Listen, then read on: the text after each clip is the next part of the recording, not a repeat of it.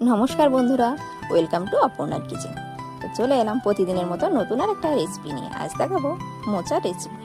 এরকম মোচাটা একটু কালো হয়ে গেছে, আসলে অনেকদিন কাটা ছিল ঘরে, তো রান্না করবো আর করা হয়নি। তো আজকে ফাইনালি মোচাটা রান্না করবো। তো দেখুন মোচা থেকে এরকম কালো কালো হয়ে গেছে মোচাটা।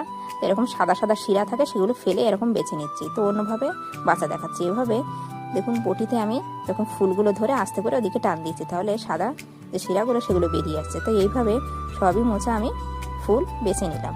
তো এবার কুচিয়ে নেবো। হাতে কিন্তু একটু সাদা তেল লাগিয়ে নেবেন বা সর্ষের তেল লাগিয়ে নেবেন, কারণ হাতটা বেশি কালো হয়ে যায়। তো মোচা খাবো, হাত কালো হবে না সে তো হয় না। তো যাই হোক, মোচা খেতে গেলে তো হাত কালো হবে। তো এভাবে আমি সব মোচা কুচিয়ে নিচ্ছি। তো দেখুন এটা কিন্তু কচি, অনেকটা বড় ছিল, কিন্তু আমি সব ছাড়িয়ে ফেলে দিয়েছি। এরকমভাবে হলুদ জলে গুলে রাখবো যাতে কালো না হয়ে যায়। তো দেখুন হলুদ জলে এরকম ভিজিয়ে রেখে এবার সেদ্ধ করে নেবো।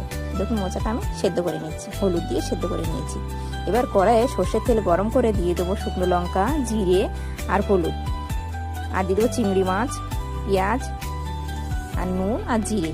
কারণ হলুদটা আমি আগে দিয়েছি, তাই হলুদ আর দেবো না। এখানে দিয়েছি রসুন থেতো করা দিয়ে মোচাটা এভাবে দিয়ে দিয়েছি, আর দিয়েছি 2 থেকে 3টে কাঁচা লঙ্কা। আর এভাবে আলুটা আমি ভেজে ওপর থেকে দিয়ে দেবো, কারণ আজকে করছি মোচা ভাজা। এভাবে একবার মোচা ভাজা বাড়িতে ট্রাই করবেন, আশা করি ভালো লাগবে। দিয়ে দেবো একটু চিনি আর গরম মশলা, দিয়ে এরকম নামিয়ে গরম গরম ভাতের সাথে পরিবেশন করুন।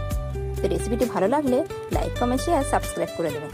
দারুণ হয়েছিল মোচা ভাজা, 1 থালা ভাত খেয়ে নিয়েছি মোচা ভাজা দিয়ে, মানে এত ভালো লেগেছিল আমার। আপনারাও বাড়িতে এভাবে ট্রাই